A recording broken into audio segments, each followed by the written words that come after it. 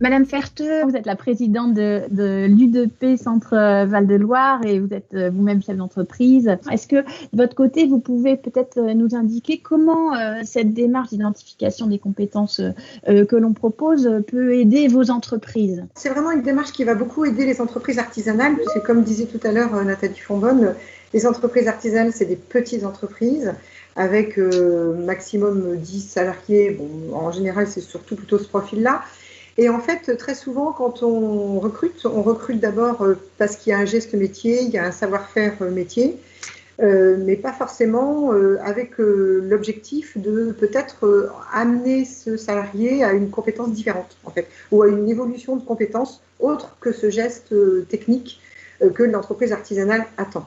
Donc on va être et on est très demandeur de ce dispositif, puisque au sein du U2P, on a commencé déjà à essayer de travailler dessus avec quelques entreprises, notamment coiffure et esthétique, où on a essayé de faire quelque chose un peu similaire. Enfin, on sait quelque chose c'est la même chose en fait. Du coup, oui, on est très en attente de ça, puisqu'on a quand même de très gros problèmes de recrutement.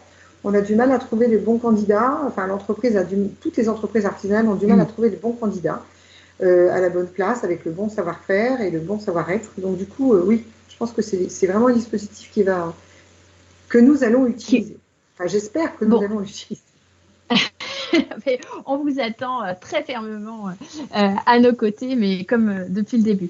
Et la description des compétences nécessaires à l'exercice d'un métier, du coup, pour vous, c'est un enjeu parce que c'est une question. On avait des professions chez vous qui étaient assez réglementées. Comment vous pourriez décrire cet enjeu si c'en est un?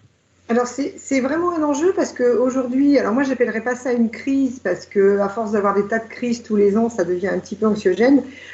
Face aux difficultés qu'on a aujourd'hui à cause de ce fameux virus, on a des entreprises qui ont été obligées ou qui sont obligées de se repenser et de travailler différemment. Dans le bâtiment ou dans les métiers comme le mien, parce que moi je suis dans la coiffure. Aujourd'hui, c'est stop, on ne travaille pas, mais on est déjà en train de repenser à ce qu'on va faire après et comment on va le faire après.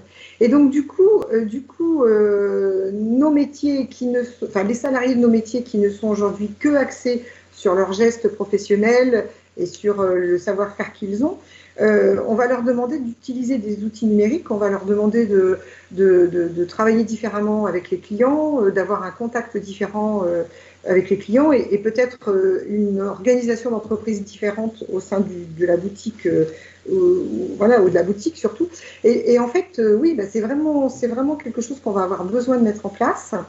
On s'en rend plus compte aujourd'hui à cause de cette difficulté que nous rencontrons, qui est ce virus qui nous interdit de travailler de la même façon qu'avant. Donc, du coup, il faut repenser ça. Et on aura vraiment besoin de ce soutien et nous aussi, on va dire qu'on va avoir besoin, nous, en tant que chef d'entreprise, de cet apprentissage, je l'appellerais comme ça, de cet apprentissage, de cette nouvelle façon de recruter et de voir différemment nos salariés, en fait. Oui, et de voir au-delà d'un nom de métier qui est exercé finalement. D'accord. On a présenté très succinctement, mais cet appui individuel à la stratégie compétences qu'on met en place. Mais est-ce que ça peut justement aider à avancer? Parce que il y a effectivement cette capacité à décrire finement les choses, et puis il y a aussi cette volonté de permettre à vos entreprises peut-être de prendre de la hauteur sur l'avenir, sur leur stratégie. Est-ce que ça peut aider vos entreprises? Je pense que c'est même au jour d'aujourd'hui essentiel pour que ces entreprises passent vraiment cette situation difficile. Tous nos chefs d'entreprise sont c'est très anxiogène en fait. Et on a du mal à se projeter dans l'avenir, mais comme toutes les entreprises, quelle que soit leur taille, on a du mal à se projeter dans l'avenir. Et nous, nos petites structures, avec nos moyens, on va dire financiers, quand même un peu réduits ou plus difficiles, on a vraiment du mal à se projeter. Et donc, bien évidemment, on va avoir besoin de ce soutien, de cet appui, de cet accompagnement, et surtout de faciliter l'éclairage que le chef d'entreprise va avoir à acquérir pour pouvoir recruter différemment avec des profils différents. Ok, donc effectivement, mobilisation pour aider les entreprises à se sensibiliser différemment à cette question de la compétence et derrière à passer à l'action. C'est vrai qu'au travers de vos éléments, on sent bien l'enjeu auquel nous sommes confrontés et auquel on tente de répondre.